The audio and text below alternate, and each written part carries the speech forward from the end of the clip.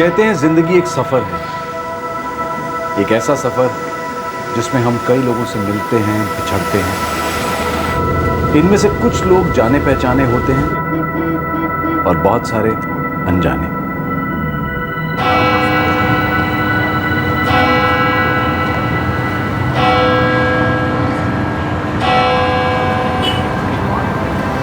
നമ്മുടെ കർത്താവിശോമിശിഹായുടെ കൃപയും പിതാവായ ദൈവത്തിൻ്റെ സ്നേഹവും പരിശുദ്ധാത്മാവിൻ്റെ സഹവാസവും നിങ്ങളെല്ലാവരോടും കൂടെയായി ഉണ്ടാക്കിയിട്ട് എപ്പോഴും എപ്പോഴും എന്നേക്കും.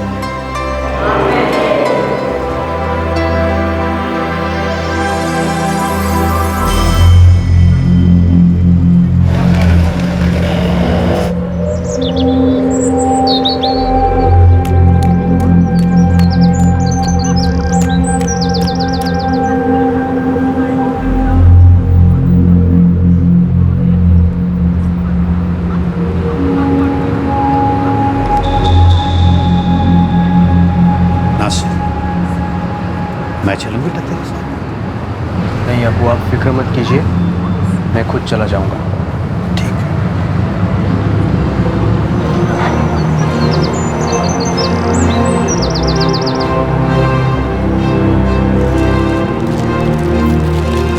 हमारा बेटा कब ठीक होगा? अल्लाह ने चाहा तो सब ठीक हो जाएगा.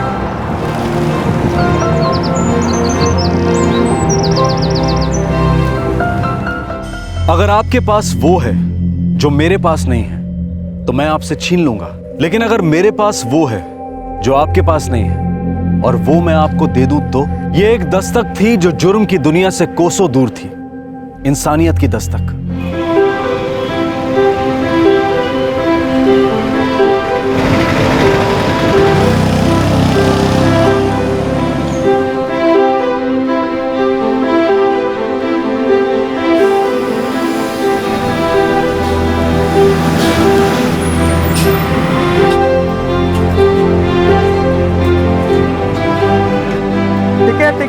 टिकट.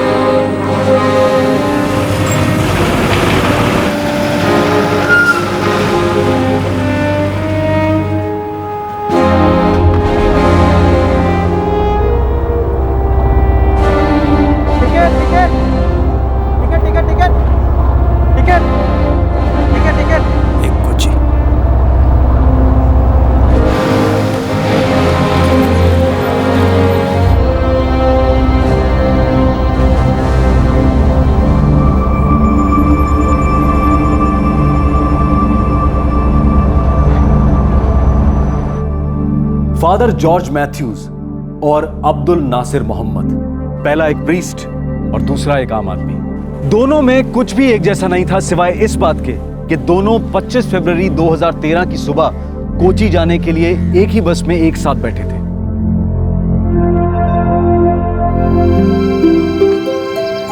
ഒന്ന് വേഗം വരണ്ട.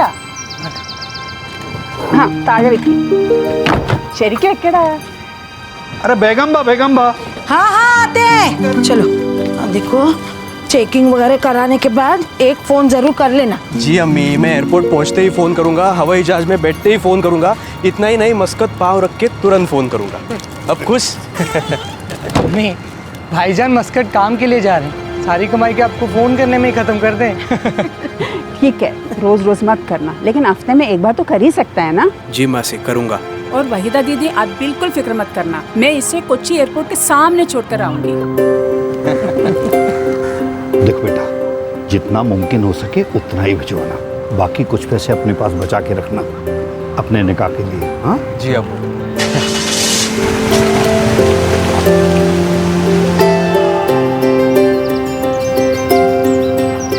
क्या अम्मी, आपको भी बस रोने का बहाना चाहिए.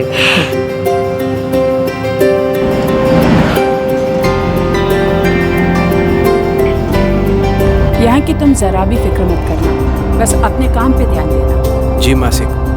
अरे हाँ, कभी भी किसी भी चीज़ की ज़रूरत पड़े ना तो बताने में हिचकिचाना मत। जी बिल्कुल।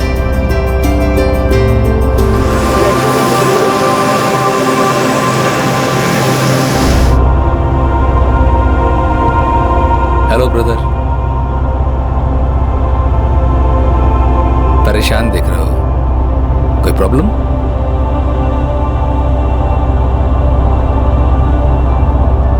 मुझे बता सकते हो सकता है मैं तुम्हारी मदद ना कर पाऊं, लेकिन तुम्हें रिलीफ दिलाने की कोशिश करूंगा।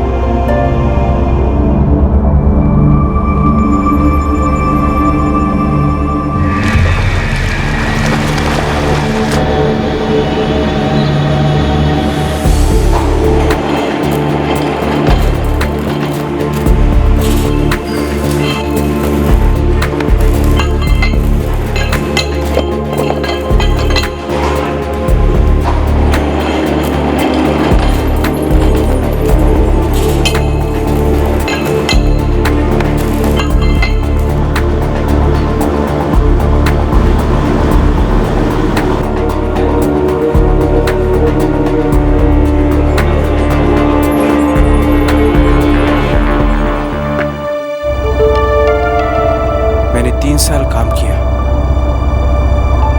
बाद में मुझे ऐसे लगने लगा कि मेरी नजर कमजोर हो रही है।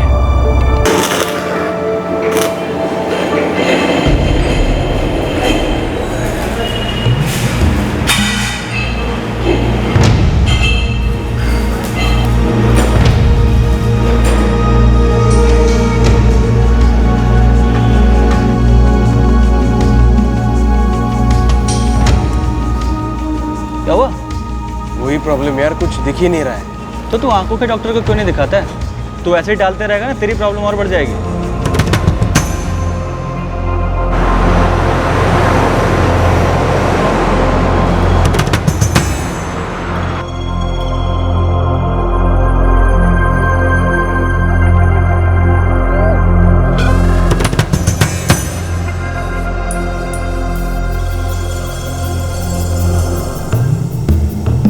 देखिए, दिखाई दे रहा है? जी। अब जी दिखाई दे रहा है।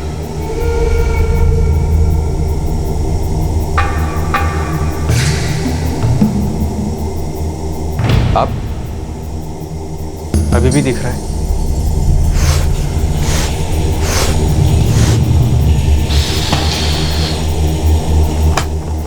तुम्हारी आंखें तो ठीक है, बीपी भी नॉर्मल है। मेरा सजेशन है कि तुम ब्लड टेस्ट करवाओ, कुछ और प्रॉब्लम भी हो सकती है।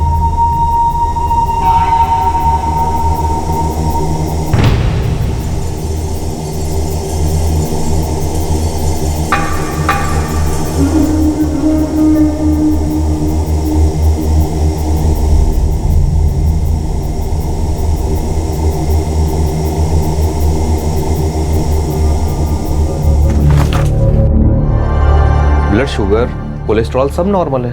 फिर मुझे ऐसा क्यों लगता है कि मैं ठीक से देख नहीं सकता? मुझे लगता है कि ये कमजोरी की वजह से है।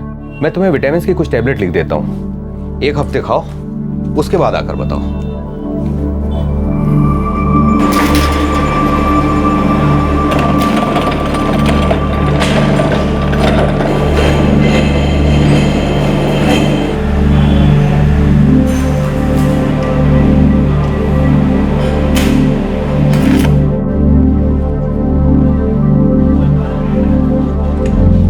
नहीं आ रहा है यार, क्या करूं? मैं तो कहूँ जनरल फिजिशियन को दिखा। खुदा न खास्ता अगर फिर भी कोई प्रॉब्लम रह जाती है तो कहीं कोई बड़ी प्रॉब्लम ना हो। नहीं, वैसे इंशाल्लाह ऐसा कुछ होगा नहीं, पर फिर भी जितनी जल्दी पता चले उतना अच्छा है ना, उतनी आसानी होगी बीमारी को काबू में करने में। बेटा, तू हम लोगों से कुछ छिपा रहा है क्या? नहीं अब्बू, बता तो रहा हूँ, बस थोड़ी सी परेशानी है। चेकअप कराना बेटा, फिक्र मत करना, सब ठीक आएगा। हाँ जी अब्बू। तू ऐसा कर, कल सुबह ही डॉक्टर के यहाँ चला जा और चेकअप करा। हाँ, और फिर मुझे फोन करके बताना क्या हुआ। हाँ, खुदा हाफिज। खुदा हाफिज।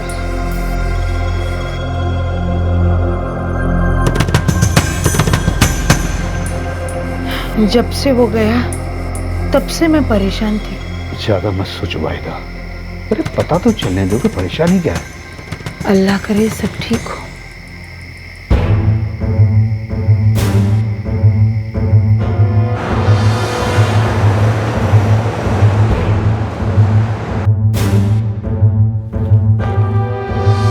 आप ड्रिंक करते हैं? नहीं डॉक्टर साहब, जिंदगी में आज तक शराब को मैंने हाथ तक नहीं लगाया।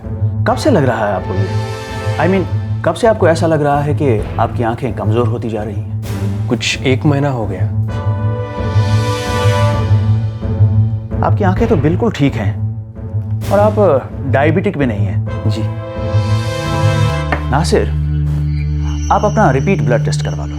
ब्लड टेस्ट तो मैंने बस कुछ ही दिन पहले किया था डॉक्टर साहब। मैं देख सकता हूँ, लेकिन हो सकता है प्रॉब्लम कुछ और हो, कुछ छूट गया हो। मैं ये टेस्ट लिख देता हूँ, आप इन्हें करवा लीजिए। जी।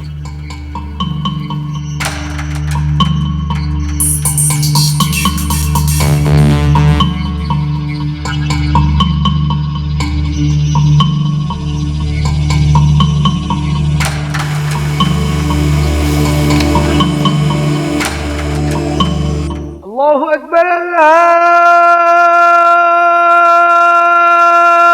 अल्लाहु अकबर, अल्लाहु अकबर,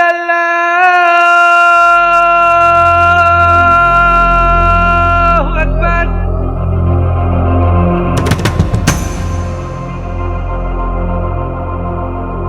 प्रॉब्लम आपकी किडनीज में ही है। क्या प्रॉब्लम है डॉक्टर साहब? आपकी दोनों किडनीज खराब होती जा रही हैं, बल्कि आप 10% काम कर रही हैं। हालात और भी खराब हो सकते हैं, और ये सब किडनीज की इन्फेक्शन की वजह से ही हो रहा है। अब क्या करना होगा डॉक्टर साहब? डायलिसिस करना पड़ेगा, बल्कि किडनी ट्रांसप्लांट भी करना पड़ेगा। नासिर, आप एक काम करो, आप अपने घर वापस चले जाओ, जहां आपकी अच्छी तरह से देखभाल भी हो और ये काम भी आसानी से हो सके।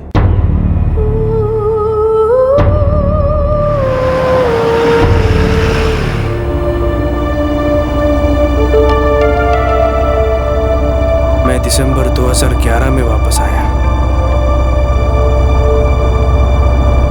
तब से मैं कुछ काम नहीं कर पा रहा हूं। मेरा सारा का सारा ध्यान और मेरी ताकत मेरे इलाज में चली जाती है। तुम्हारे फैमिली मेंबर्स में से किसी ने ट्रांसप्लांट के लिए किडनी डोनेट नहीं किया?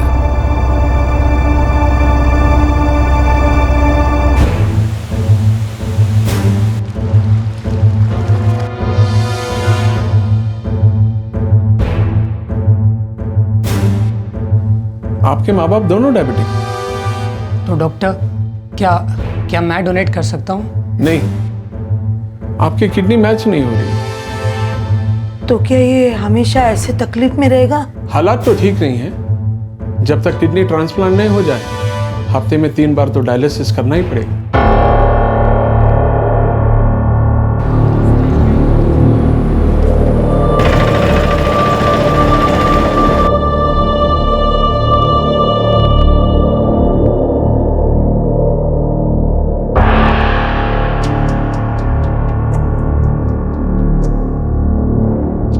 रो मत दीदी, जो भी मुमकिन है हम लोग कर लेंगे ना, कोई कसर नहीं छोड़ेंगे। शाजिया वो दिन ब दिन कमजोर होता जा रहा है, कोई काम भी नहीं कर पा रहा है। हफ्ते में 3 दिन वो क्या कहते हैं, वो डायलिसिस के लिए जाना पड़ता है। खर्चा भी बहुत आ रहा है। मैं आपकी परेशानी समझ सकती हूँ दीदी, मैं कुछ न कुछ मदद करूंगी, लोन ले लूंगी, कोई ना कोई रास्ता निकलेगा। हम ऐसे हार नहीं मानेंगे दीदी।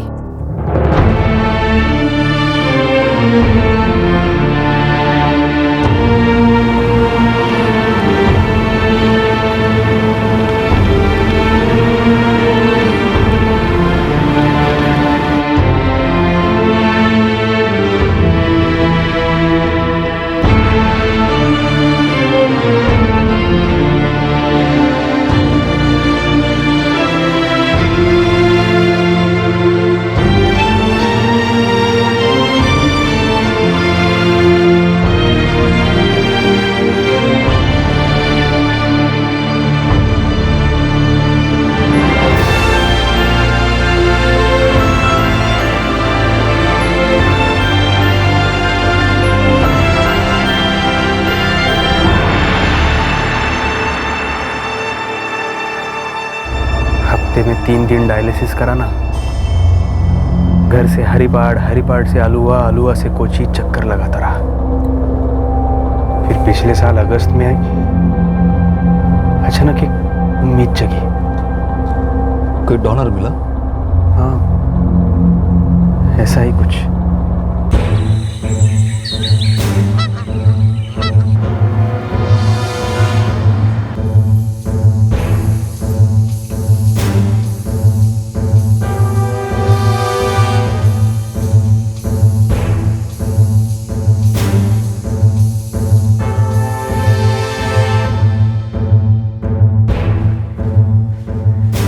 जीजू इधर।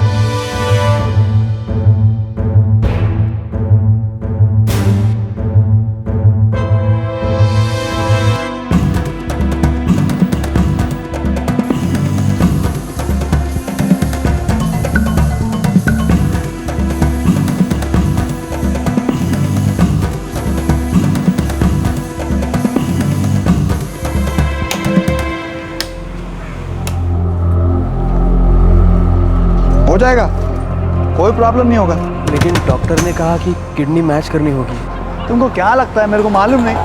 डोनर का ब्लड ग्रुप, एंटीजन सब कम से कम 65% मैच होना मांगता है। ये काम मैं सालों से लोगों की मदद के लिए कर रहा हूँ। तो मेरी भी मदद कीजिए ना प्लीज़।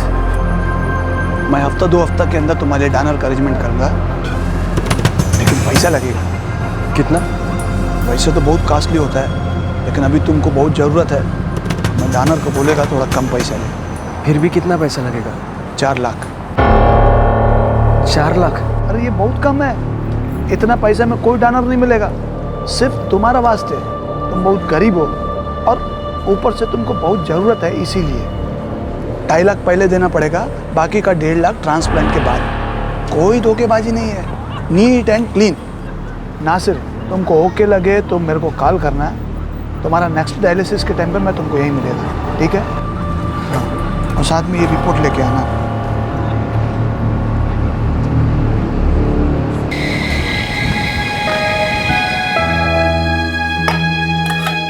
देखते हैं हम अब कितना इंतजाम कर पाएंगे। 4 लाख बहुत ही बड़ी रकम है अब्बू। जो भी है बेटा, कम से कम तुम ठीक से जी तो पाओगे। तुझे ठीक करने के लिए हमें जो करना पड़ेगा हम सब करेंगे। अम्मी, क्यों ना हम शाजिया मासी से बात करें? उनके हालात तो हमसे बेहतर हैं और हो सकता है कि वो हमारी कुछ मदद कर सकें। हाँ, ये ठीक रहेगा। नासिर, तुम शाजिया से बात कर लेना, वो जरूर मदद करेगी।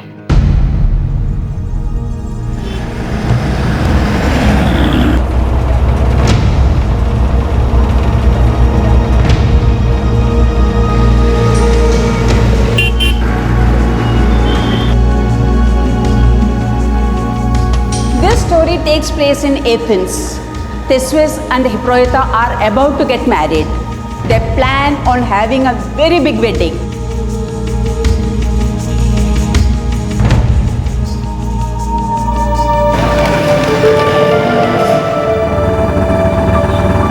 मालूम नहीं मासी, लेकिन अभी एक ही उम्मीद की रोशनी दिख रही है। तो जरूर करो ना, हो सकता है यही उम्मीद तुम्हें एक नई जिंदगी दे दे। लेकिन 4 लाख? मैं समझ सकती हूँ, तुम सबके लिए बहुत मुश्किल वक्त है। अरे हाँ, तुमने कहा था ना ऑपरेशन से पहले 2.5 लाख देना है। जी। नासिर, मैंने अभी बैंक मैनेजर से बात की और वो 2 लाख पर्सनल लोन देने के लिए राजी हो गए हैं। और हाँ, अभी से लोन चुकाने की फिक्र मत करना, अच्छे से किडनी ट्रांसप्लांट करा लो। नासिर,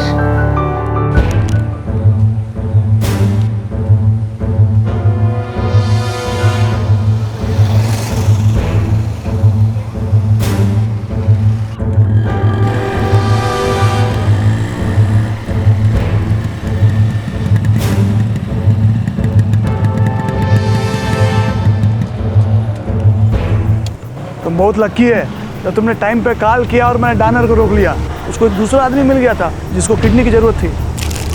ये पूरे 2.5 लाख। अच्छा, डायलिसिस हो गया तुम्हारा? हाँ हो गया। नासिर, ये डायलिसिस का चक्कर सिर्फ थोड़े दिन के लिए है।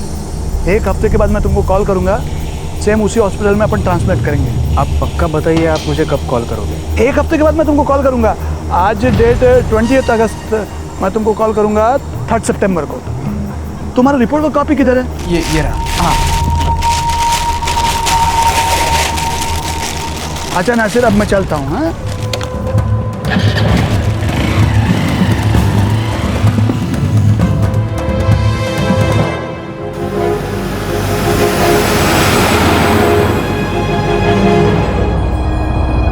फिर क्या हुआ?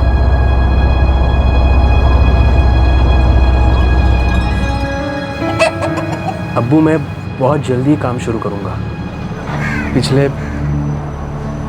पिछले 9 महीने से मैं आप पे और अनवर पे बोझ बना बैठा हूँ। ऐसा नहीं कहते बेटे, तुमने हमेशा एक अच्छे बेटे का फर्ज निभाया है। आज तुम पे मुश्किल आई है तो हम सब तुम्हारे साथ हैं। विजय ने बोला कि किडनी पक्का मैच कर जाएगी और ट्रांसप्लांट के बाद इंशाल्लाह ना ही मुझे कभी कमजोरी महसूस होगी ना थकावट। सब पहले जैसा हो जाएगा, काम कर सकूंगा। तो पहले ठीक हो जा, फिर काम की सोचना। काम तो सोचना ही होगा अम्मी। संजय मासी का उधार चुकाना है, बाकी के 1.5 लाख भी तो जमा करने हैं।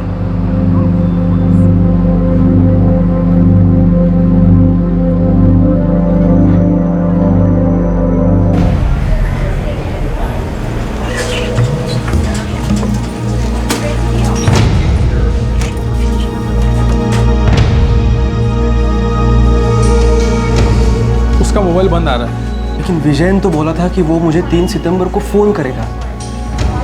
उसने फ़ोन तो किया ही नहीं और अब उसका फ़ोन भी बंद है। शायद कहीं फंस गया होगा विजयन। 1-2 दिन और वेट कर लो फ़ोन का।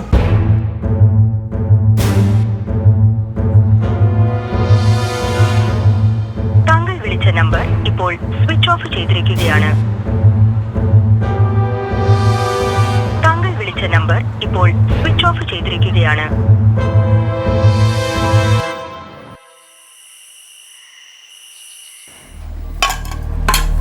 ले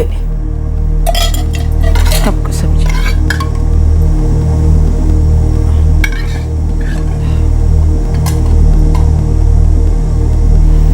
बेटा बेटा कुछ खा ले। जीजू कह रहा था ना, शायद वो सच में कहीं फंस गया होगा।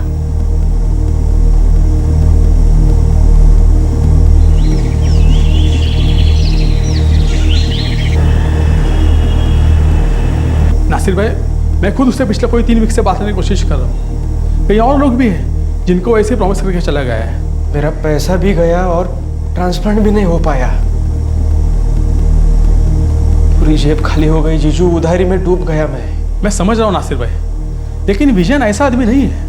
उसने तो कई ट्रांसप्लांट का इंतजाम किया था, लेकिन समझ नहीं आ रहा है वो फ़ोन बंद करके क्यों बैठा है।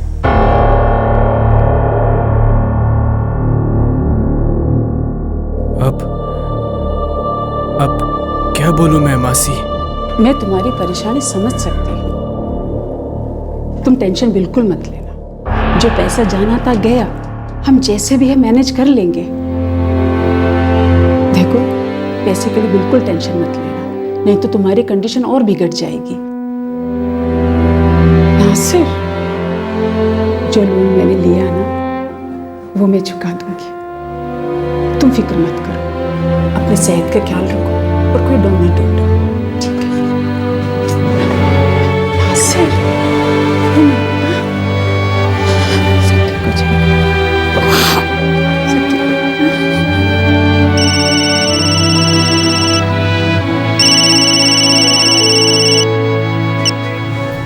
हेलो। हाँ नासिर भाई, जीजू बोल रहा हूँ। हाँ जीजू, विजयन की कोई खबर? हाँ नासिर भाई, विजयन अभी त्रिशूर में है।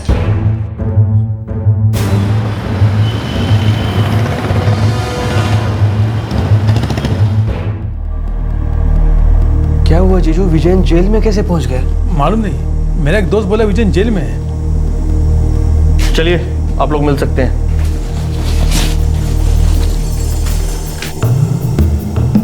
नहीं हो सकता? क्या मतलब नहीं हो सकता? नासिर, तुम समझ नहीं रहे। मैं अपनी तरफ से अच्छा के लिए काम कर रहा था, लेकिन किसी ने पुलिस को कंप्लेन कर दिया और पुलिस ने मेरे को पकड़ लिया। अरे विजयन, फिर मेरे पैसे का क्या? तुम्हारा सारा पैसा पुलिस ने जब्त कर लिया।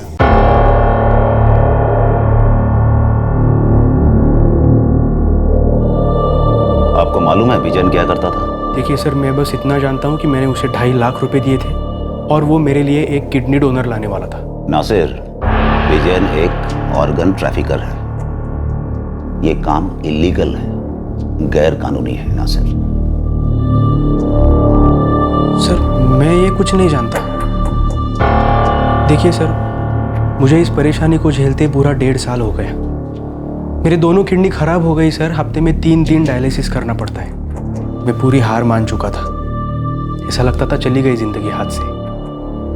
लेकिन तभी सर ये उम्मीद बन के मेरे सामने आया। मुझे लगा चलो एक अच्छा किडनी डोनर मिला है मुझे, मैं मेरी ज़िंदगी पहले की तरह जी पाऊंगा। मेरे रिश्तेदारों ने, मेरे घर वालों ने मेरी बहुत मदद की। मेरे इलाज के लिए लोन तक निकाला सर। देखिए सर, उसने मुझे जो धोखा दिया, जो वादा किया, मैं सब बोलने के लिए तैयार हूँ, पर मेरे पैसे दिलवा दीजिए सर। मेरे लिए बहुत मायने रखते हैं वो, प्लीज़। देखो, केस कोर्ट में चला गया है और विजयन से जो भी चीज़ हमें बरामद हुआ है हमने कोर्ट में जमा करवा दिया है। मैं तुम्हारी कोई हेल्प नहीं कर सकता। I am sorry. Sir please मेरी बात सुनिए, मेरे पैसे दिलवा। बोला ना, मैं कुछ नहीं कर सकता हूँ। वो गैरकानूनी तरीके से ऑर्गन बेचने का धंधा करता है और अगर वो तुम्हें किडनी दिला भी देता तो भी ये गैरकानूनी होता।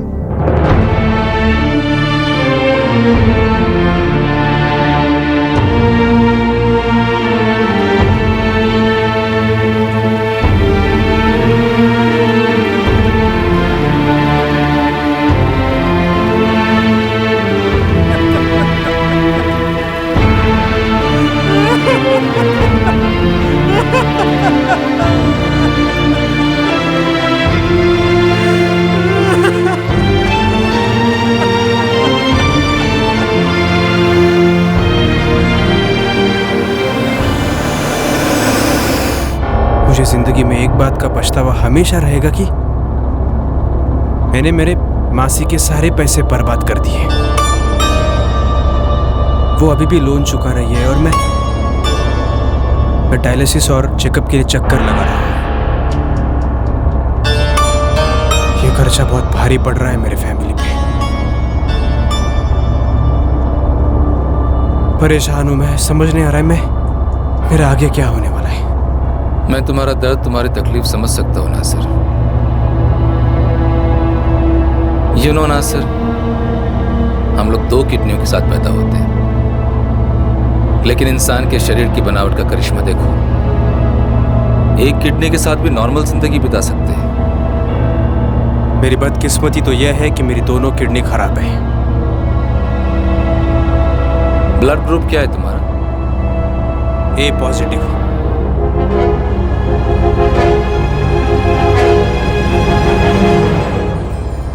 तुम्हें मैं अपनी किडनी दे दूं तो चलेगा।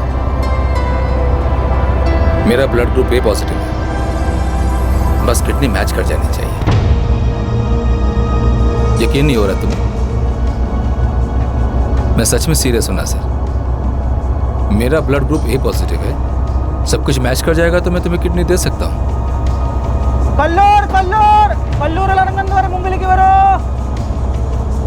मुझे यहीं उतरना है। तुम कोची में कहाँ जा रहे हो? मैं मेडिकल ट्रस्ट हॉस्पिटल में रेगुलर डायलिसिस के लिए जा रहा हूँ। तुम मुझे अपना फ़ोन नंबर दे दो, मैं तुम्हें फ़ोन करूँगा।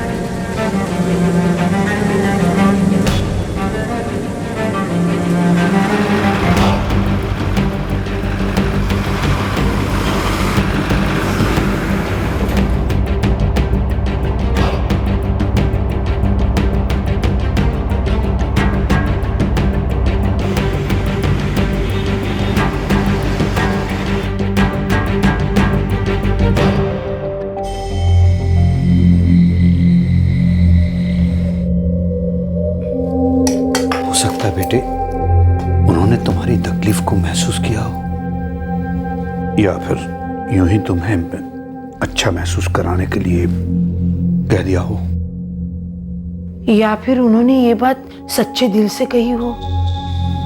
अब क्या कह सकते हैं अम्मी, लेकिन उन्होंने मेरी बात बड़ी गौर से सुनी और जाते वक्त मेरा नंबर भी लिया।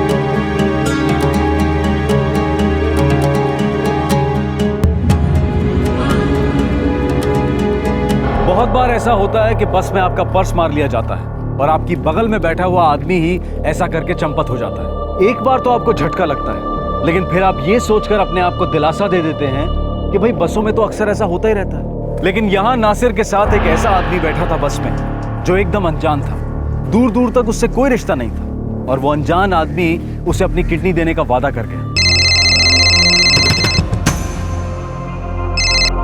हेलो नासिर, जी बोल रहा हूँ। मैं फादर जॉर्ज मैथ्यूज बोल रहा हूँ। मैं तुमसे मिला था ना बस में कल, पहचाना मुझे? जी याद है मुझे। देखो, मैंने कोची में डॉक्टर फारूक मोहम्मद से बात की है। वो मेडिकल ट्रस्ट हॉस्पिटल में कंसल्टिंग डॉक्टर है। तुम कल कोची आ सकते हो। वो हमारे मैचिंग के लिए कुछ टेस्ट करना चाहते हैं नासिर। आ सकते हो? Is it okay for you? Nasir, तुम सुन रहे हो ना? हाँ जी सुन रहा हूँ। एड्रेस बोलूं? जी बताइए।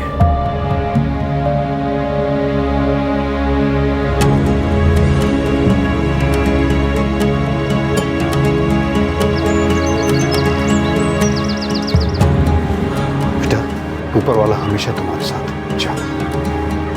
अल्लाह तेरी हिफाजत करे। खुदा हाफिज। खुदा हाफिज। खुदा हाफिज।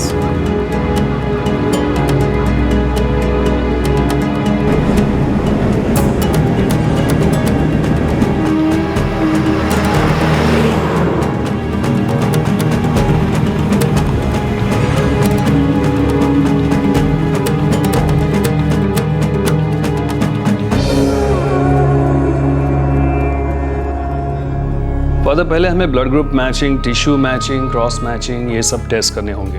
उसके बाद ही हम तय कर पाएंगे कि ट्रांसप्लांट हो सकता है या नहीं। No problem. इसमें 2-3 हफ्ते लगेंगे।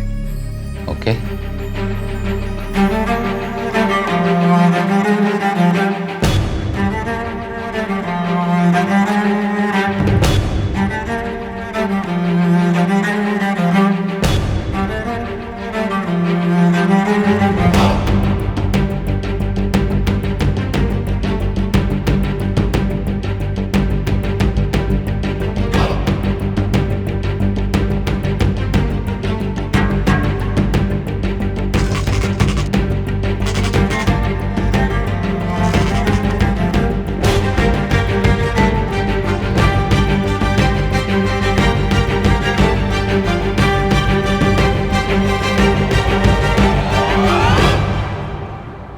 अब 1-2 दिन में मैचिंग का पता चल जाएगा। खुदा करे सब ठीक हो। देखा, फादर अपने वादे से मुकरे नहीं। तूने उससे पूछा था कि वो तुझे किडनी क्यों देना चाहते हैं? पूछा था। फादर, चाहे मैचिंग हो या ना हो, ट्रांसप्लांट हो पाए या ना हो पाए, आपने मेरे लिए जो सोचा है, किया है, आप मेरे लिए किसी फरिश्ते से कम नहीं हो। नहीं ब्रदर, ये किसी फरिश्ते का काम नहीं है, इंसान का ही काम है। आपने मुझसे मेरी तकलीफ जाननी चाहिए, मेरी पूरी बात सुन ली, और बस एक ही सेकंड में आपने आपके जिस्म का एक हिस्सा मुझे देने का फैसला भी कर लिया। मेरे पास जो चीज़ 2 है वो तुम्हारे पास एक भी नहीं। मेरा एक से काम चल सकता है, लेकिन अगर दूसरी तुम्हें मिल जाए तो तुम अपनी बाकी की जिंदगी नॉर्मल बिता सकते हो। सच में ये खुदा का भेजा हुआ बंदा है।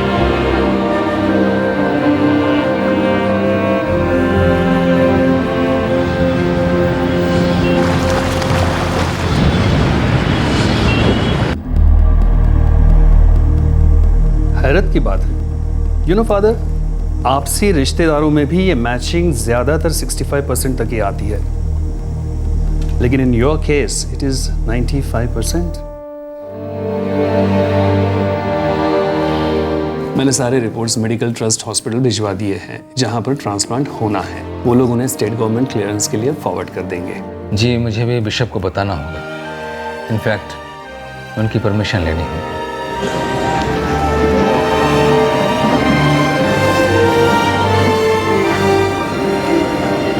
ब्रदर, अब ये तकलीफ ज्यादा दिन की नहीं है, 1 या 2 महीना बस।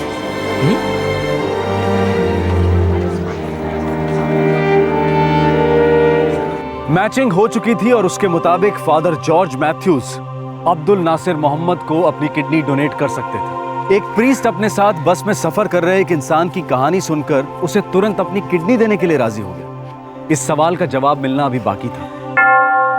नम्मुडे कर्तावीसो मिसिहायुडे कृपय्यम पितावाय दैवतिंठे स्नेहवुम परिसुतात्माविंते सहवासयुम निंग्लेल्लावरडुम कुडे उंडे एरिकट्टे इपोयम इपोयम एनेक्युम।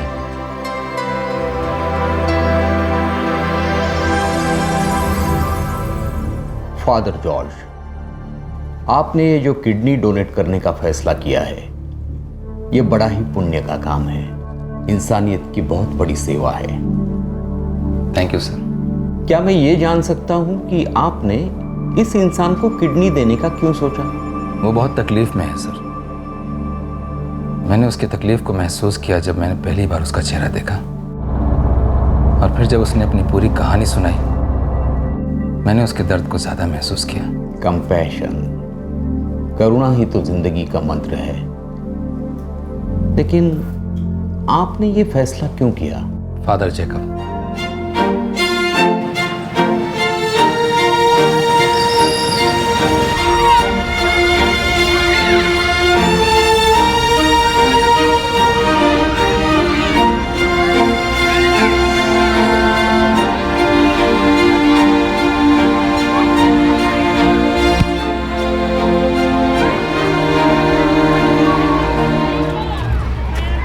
नम्मुडे कर्ताविसोमिसे हायुडे कृपयम पितावाय दैवतिंदे स्नेहवम परिशुद्धवात्मवम सहवासवम निंगलेल्लवरुडम कूडविंडे इरुक्केटे इप्पोयिम एप्पोयिम इन्नैक्कुम।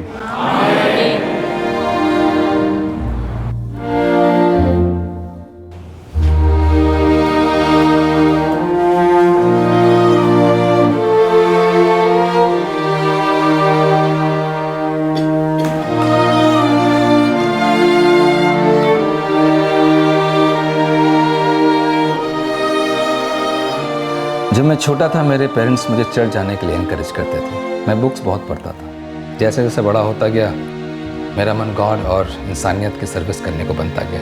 मेरे इस फैसले के पीछे सबसे बड़ी प्रेरणा फादर जैकब थे। कोई 4 साल पहले 2009 में मैं त्रिशूर के एक हेल्थ सेंटर में था।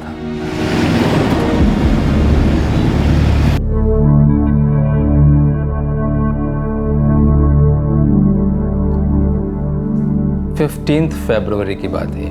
कुछ वॉलेंटियर्स फादर जैकब से किसी रवि नाम के आदमी के बारे में बात कर रहे थे। इस रवि को हुआ क्या था वैसे? अब कैसी कंडीशन है उसकी?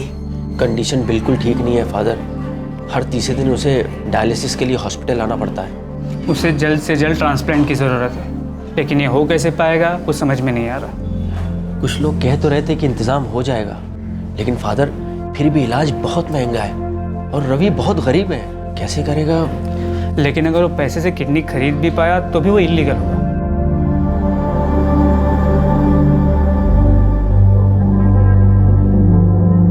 जॉर्ज, you know, एक किडनी के साथ आराम से जिया जा सकता है। इंसानी शरीर एक कुदरत की करिश्मा है। इसकी बनावट जादुई है और इंसानी रूह की फितरत ही बड़ी दयालु होती है। फादर जेकब रवि से पहली बार सितंबर 2009 में मिले थे, ट्रांसप्लांटेशन के चंद दिन पहले ही। वो रवि को ठीक से जानते तक नहीं थे। मैंने किडनी ट्रांसप्लांट के बारे में काफ़ी स्टडी की है सर। फादर जेकब ठीक बोलते थे, एक किडनी के साथ भी हम नॉर्मल जिंदगी जी सकते हैं। मैंने तभी फैसला कर लिया था कि ज़रूरत पड़ी तो मैं किसी ज़रूरतमंद की मदद ज़रूर करूंगा। नासिर को मैं जानता नहीं था, पता नहीं क्यों बस में आके मेरे पास बैठ गया। मुझे ऐसा लगता है कि मुझे ये मौका मिला है उसकी मदद करने का। आप जो करना चाहते हैं फादर जॉर्ज, जरूर करो। आप ये बहुत ही अच्छा काम करने जा रहे हैं।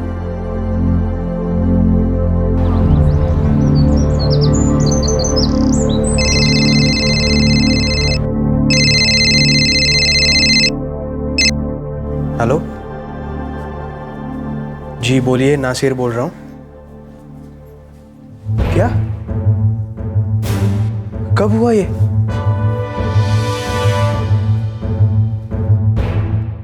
क्या हुआ?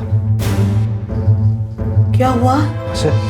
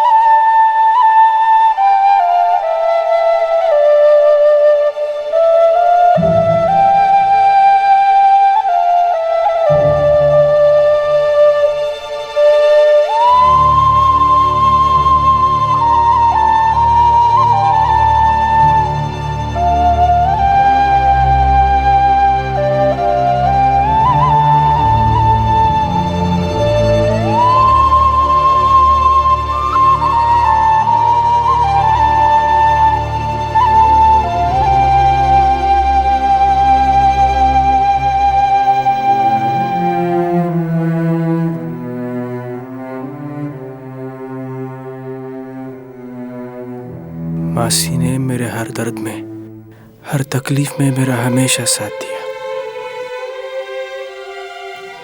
अब पूरी जिंदगी में उनके एहसानों का बदला कभी नहीं चुका पाऊंगा।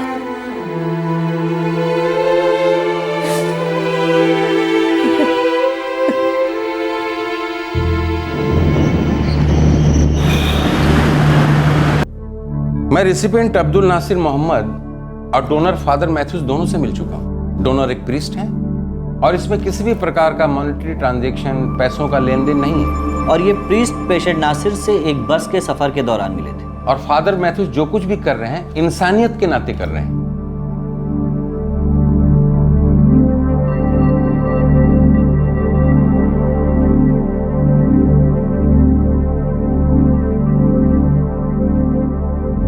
खून के रिश्ते के बाहर किडनी डोनेट करने की अनुमति भारत देश में नहीं है, क्योंकि ऐसे मामलों में पैसे के लेन देन का डर रहता है और वैसे भी इलीगल ऑर्गन ट्रैफिकिंग काफी फल फूल रही है। इसी वजह से इस मामले में मेडिकल काउंसिल की मंजूरी बहुत जरूरी थी, क्योंकि फादर मैथ्यूज और नासिर खून के रिश्ते में नहीं बंधे थे, भले ही उनके इंसानी रिश्ते काफी गहराई तक जुड़ गए थे। मई 2013 के पहले हफ्ते तक आखिरी मंजूरी आ ही गई।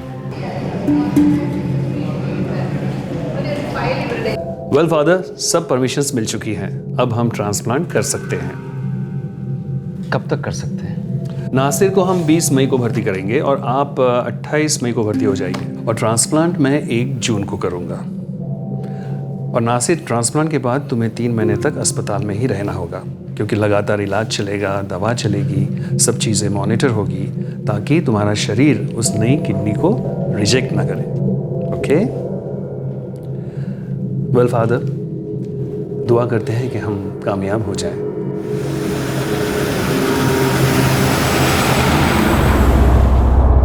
क्या आपने आपकी फैमिली से बात की? हाँ, की मैंने।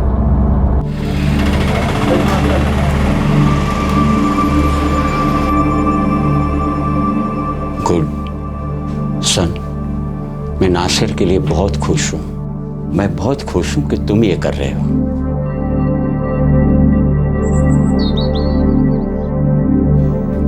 समझ में नहीं आता मैं आपसे क्या कहूँ। कुछ कहने की जरूरत नहीं है, सिर्फ आप लोग दुआ करें कि ट्रांसप्लांटेशन अच्छे ढंग से हो जाए। मुझे नासिर को अच्छी जिंदगी बिताते हुए देखकर खुशी होगी। इसके चेहरे पे खुशी लौट आए, ये देखकर मुझे अच्छा लगेगा। नासिर बता रहा था कि ऑपरेशन के लिए 5 लाख लगेंगे, फिर उसकी देखरेख के लिए, अगले इलाज के लिए 3 लाख लगेंगे। डोंट वरी, जब इतनी दूर चल के आ गए हैं तो आगे भी रास्ता निकल जाएगा। इंसानों में इंसानियत की कमी नहीं है, लोग आएंगे हमारी मदद को।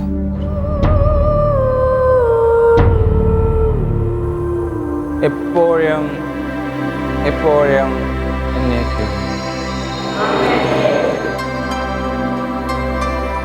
मेरी आप लोगों से एक रिक्वेस्ट है, एक गुजारिश है मेरी। हमें आप लोगों की मदद की ज़रूरत है। थोड़ा बहुत जितना भी हो सके कंट्रीब्यूट करें, हेल्प करें। Thank you.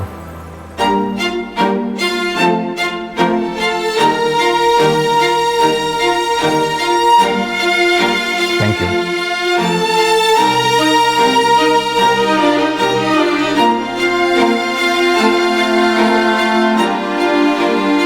बहुत से लोग, बहुत से रिश्तेदार, बहुत से एनजीओज मदद के लिए आगे आए और मेडिकल एक्सपेंडिचर में अपना अपना योगदान दिया। अल्लाहु अकबर, अल्लाहु Akbar.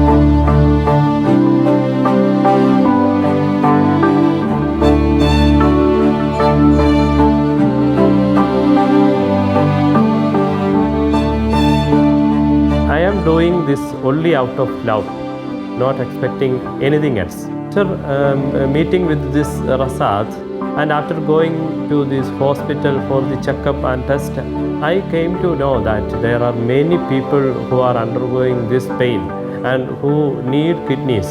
I am saying the viewers or hearing people to come forward and give their and be ready to donate their kidneys. Charity should come first always. പ്രതീക്ഷകളെല്ലാം നഷ്ടപ്പെട്ട സമയത്ത് എനിക്ക് കിട്ടിയ ഒരു ദൈവാനുഗ്രഹമായി ഞാനിതിനെ കാണുന്നു. മരണത്തെ മുഖാമുഖം കണ്ട എനിക്ക് ഫാദർ അദ്ദേഹത്തിൻ്റെ ഒരു ജീവൻ പകർന്നു നൽകിയിരിക്കുകയാണ്. അതിലൂടെ ദൈവസഹായത്താൽ സുഖം പ്രാപിച്ചു കഴിഞ്ഞാൽ എന്നെപ്പോലെ അവശത അനുഭവിക്കുന്ന ആൾക്കാർക്ക് വേണ്ടി എന്നാൽ കഴിയുന്ന സഹായങ്ങൾ ചെയ്യാനും അവരുടെ വിഷമതകൾ മനസ്സിലാക്കി അവർക്ക് വേണ്ടി പ്രവർത്തിക്കാൻ എനിക്ക് താല്പര്യമുണ്ട്. അതിൽ ഫാദറിൻ്റെ ഈ വലിയ മനസ്സിന് ഞാൻ അങ്ങേയറ്റം കടപ്പെട്ടവനായിരുന്നു.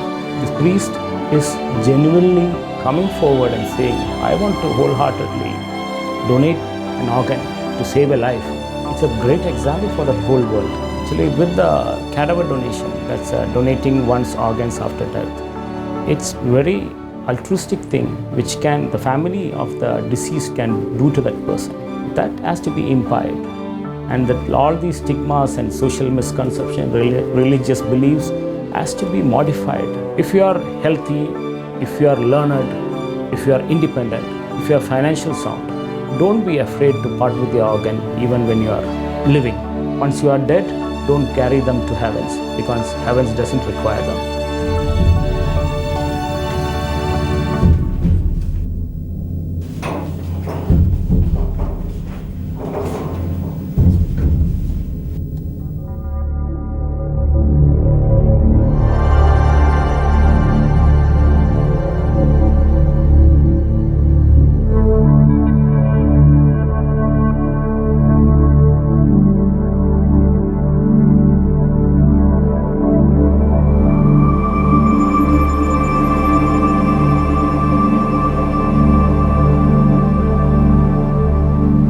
Thank you father.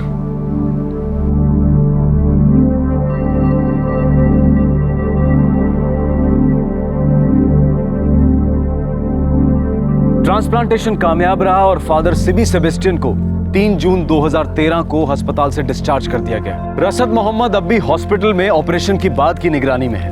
वो हॉस्पिटल से बाहर आने का और फिर से एक बार सामान्य जीवन बिताने का बेसब्री से इंतजार कर रहा है। अगर आपके पास वो है जो मेरे पास नहीं है तो मैं आपसे छीन लूंगा। अगर मेरे पास वो है जो आपके पास नहीं है और वो मैं आपको दे दूं तो? कल के और आज के एपिसोड में कहीं कोई क्राइम नहीं था।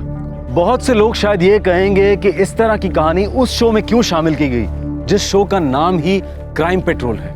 बचपन से हम जो भी किस्से कहानियां देखते, सुनते, पढ़ते आ रहे हैं उन सभी में अच्छाई और बुराई की लड़ाई ही दिखाई गई है। अच्छाई की विजय और बुराई का विनाश ज्यादातर किस्सों का फलसफा रहा है। लेकिन जब इन किस्से कहानियों से बाहर हम असल जिंदगी की ओर रुख करते हैं तो कुछ अलग ही कहानियों से हमारा सामना होता है। हमें देखने को मिलता है कि गलत और बुरा अच्छे को कुचल दे रहा है। सद्गुण और आदर्श तो बस बीते राम राज्य का हिस्सा लगते हैं। आज का हिस्सा तो हमें हैवानियत, स्वार्थ और आपाधापी की जिंदगी बिताने का एकमात्र तरीका जान पड़ता है। जुर्म के जितने अलग अलग किस्म के किस्से हम आपके सामने लेकर आते हैं उनमें से ये एक ऐसा वाकया था जिसने हमें झकझोर कर रख दिया। हम गलतियों से सबक लेते हैं और इसी तरह से हम अपने आप को आने वाले खतरों से बचाते हैं। ऐसे ही हम अच्छाई से, ऐसे किसी साधारण आदमी के असाधारण काम से भी सीख सकते हैं, सबक ले सकते हैं। ये वाकया हमारी उम्मीद और हमारे यकीन को कायम रखता है कि हम सबके भीतर एक अच्छाई की लौ है जो हमेशा टिमटिमाती रहती है। जैसे कहा ही जाता है कि हम सबके भीतर कहीं अच्छाई भरी है और फादर सिबी सेबेस्टियन इस बात को सच्चा साबित करते हैं। आपसे फिर मुलाकात होगी क्राइम पेट्रोल दस्तक में एक और नए केस के साथ। तब तक अपना ख्याल रखें, सुरक्षित रहें और याद रखें हम सबके अंदर अच्छाई भी है और बुराई भी, पर जरूरी ये है कि हम उस अच्छाई को पनपने दें। जय। इस तरह के और भी एपिसोड देखने के लिए हमारे चैनल को सब्सक्राइब करें और बेल आइकन दबाना ना भूलें।